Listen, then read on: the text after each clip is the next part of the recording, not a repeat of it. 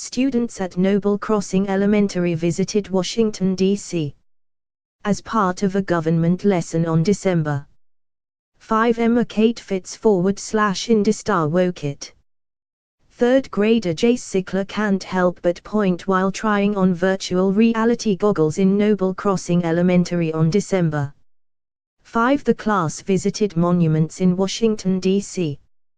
as part of a government lesson. Photo, Emma Kate Fitz /Indistar, by photo.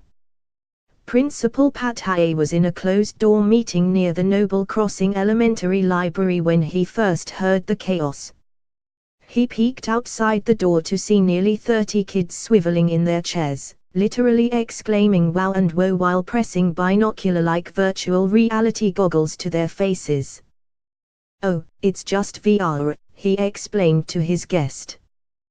The sounds of pure, childish wonder coming from the school's media center was common in early December, as Noble Crossing students took their turn trying out the district's newest technology.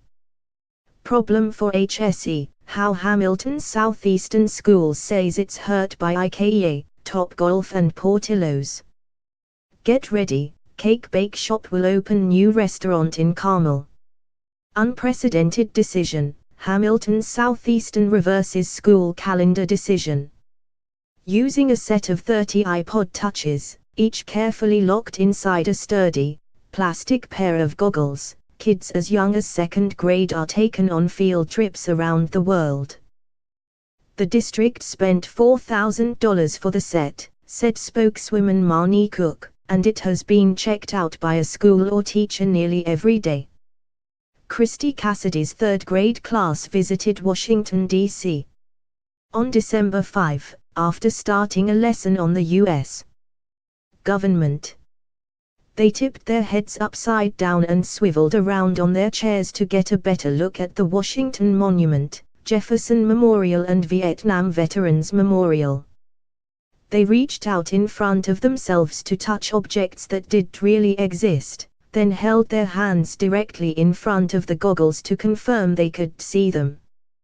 A couple pointed, although no one else could see them, or waved to people captured in the virtual photo.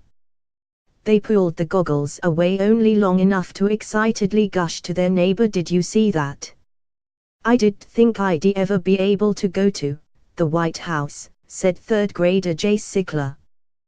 Third grader Maya Wilson reacts with shock as she tries on her virtual reality goggles, while Noble Crossing Elementary Principal Pat Haye helps another student on December 5. The class visited monuments in Washington, D.C. as part of their government lesson. Photo, Emma Kate Fitz /Indistar. Kristen Patrick, the district's technology integration coach, tapped on each location on her iPad, watching where students were looking. She drew a pink arrow to get their attention and circled Abraham Lincoln to make sure they saw him. "There's something pink in the sky." One student panicked. When they started asking if they could see the White House, Patrick quickly altered her plans and selected a different tour from the list of options Google provides. They were standing in the Red Room. That's the point, to give students some control over where they go. Cassidy allows her lessons to be student-driven.